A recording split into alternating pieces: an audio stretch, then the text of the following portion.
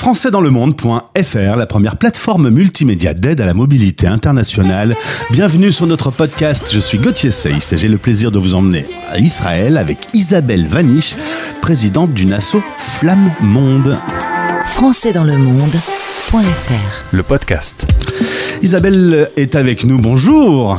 Bonjour Gauthier. Bienvenue sur françaisdanslemonde.fr, partenaire de la fédération Flamme Monde. Ça me donne l'occasion de me promener à travers la planète. Aujourd'hui, on va parler de l'association Le Jardin Français à Ra'anana. Ra'anana, c'est au nord de Tel Aviv ?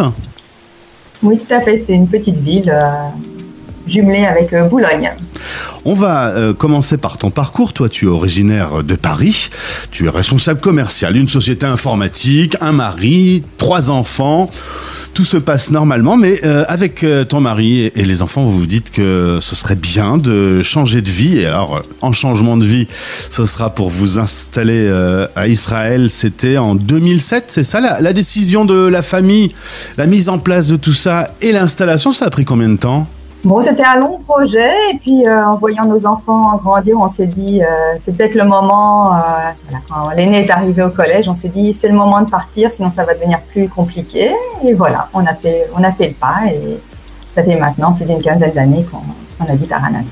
De confession juive, vous avez décidé que les enfants devaient grandir dans le pays. Justement, il y a beaucoup de lycées français qui sont existants, mais il y a aussi, c'est le cas de tes enfants, des circuits dans des écoles locales et donc un besoin de complément pour maintenir le français ?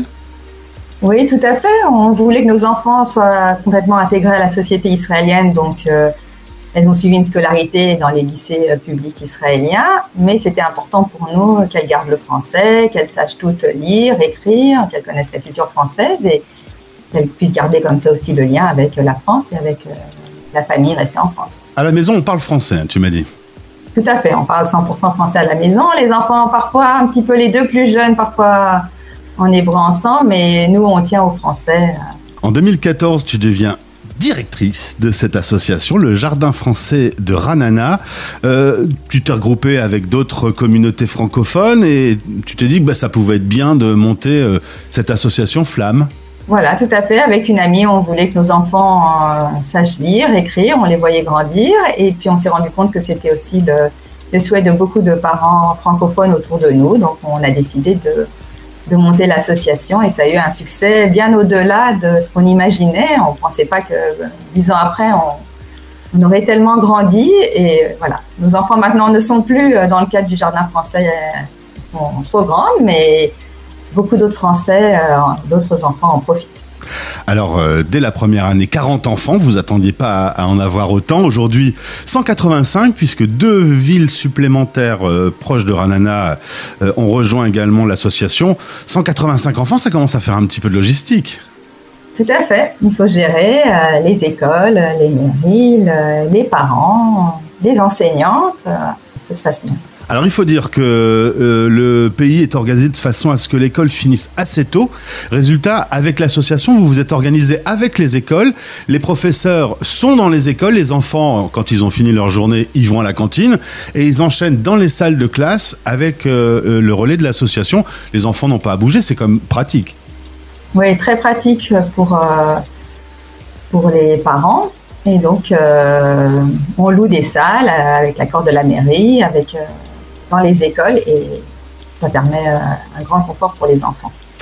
Alors le 7 octobre dernier, le monde s'est arrêté, on s'est tous mis à regarder cette terrible attaque en Israël. Comment ça s'est passé concrètement pour vous, votre association ? Tu m'as dit la première semaine, il y a eu un effet choc, sidération. Évidemment, dans la première semaine, après les attentats terroristes, il y a eu arrêt des classes et des cours. Oui, bien sûr, la première semaine, tout le monde était sous le choc. Et puis, il y avait aussi des tirs de roquettes. Donc, de toute manière, c'était important que les enfants restent chez eux, dans les abris. Ensuite, très rapidement, on s'est dit que c'était important de reprendre une certaine routine pour les enfants, pour les enseignantes. Et donc, comme on avait l'expérience du Zoom avec la pandémie de Corona, on a repris les cours dans un premier temps en Zoom. Et dès que ça a été possible dans les écoles, on est retourné. C'est important pour nous que les enfants soient le plus préservés et puissent avoir leur rendez-vous habituel, et notamment avec les cours de français. Alors le relais avec Zoom, on en parlait en préparant cette interview, c'est un peu incroyable parce que cette pandémie, qui n'est quand même pas une bonne nouvelle pour la planète, a quand même permis l'accélération des échanges numériques en visio, comme on est en train de faire aujourd'hui tous les deux. Et vous vous êtes habitués à utiliser ces outils, vous vous êtes un petit peu organisés. Donc résultat, après les fermetures des écoles, vous avez quand même pu garder le lien avec les enfants via cette technologie. Tout à fait. Alors évidemment, c'est pas simple pour tous les enfants. Certains s'adaptent plus que d'autres, mais c'est quand même un moyen très utile de maintenir, de reprendre rapidement, de continuer à faire court. C'est un outil très utile. Aujourd'hui, vous avez repris une vie presque normale, alors que la situation reste extrêmement tendue. Encore des alertes régulières. Cependant, la vie a repris ses droits ? Oui. Très important pour le pays de reprendre une vie normale, sans oublier bien sûr les soldats qui sont au front, les otages, mais bon, il y a vraiment une volonté de reprendre une vie, et notamment pour les enfants, c'est très important d'essayer de les préserver au maximum de ce qui se passe. Alors, on va parler de cette rencontre régionale que vous avez organisée il y a 2 ans, parce que c'est un bel éclairage sur l'ouverture du monde avec les associations Flamme Émirats Arabes Unis. Raconte-nous un petit peu ce que vous avez organisé. Alors, dans le cas, après les accords internationaux qui ont eu lieu entre Israël et les Émirats, on s'est dit pourquoi ne pas faire aussi une rencontre Flamme. Et donc, la directrice de Flamme Émirats est venue nous rejoindre pour quelques jours et on a eu comme ça des jours de formation ensemble. Chacune a échangé sur ses différentes pratiques, le théâtre, les cours, les projets, et c'était quelques journées très enrichissantes et on se rend compte qu'on a beaucoup de points communs avec les Émirats ou avec toutes les autres associations Flamme en termes de problématiques d'enseignement. Résultat, aujourd'hui, vous avez aussi rejoint la fédération Flamme Monde, qui vous aide aussi à avoir des meilleurs outils, des supports de formation. Tout à fait. Flamme Monde est très actif et on échange beaucoup soit sur les formations, les financements, la fidélisation des parents, des enfants. C'est un outil très, très utile aussi, qu'on a gagné aussi suite à la pandémie, comme quoi... Voilà. Pour retirer des choses bonnes, il faut toujours voir le bon côté des choses. C'est tout ce qu'on souhaite également, notamment avec cette terrible tension depuis quelques mois. Isabelle, je voudrais que tu passes le relais à tous les enfants, qu'ils passent bonne journée dans votre jardin français. C'est un joli nom d'ailleurs, ça vient de qui ? Voilà, on a réfléchi pas mal sur le nom. On s'est dit que le jardin, c'était un endroit où on faisait grandir, on cultivait. Donc, c'est une manière de faire grandir nos enfants dans la culture. On a joué un peu sur le jeu de mots de la culture agricole et de la culture française. C'est très réussi en tout cas.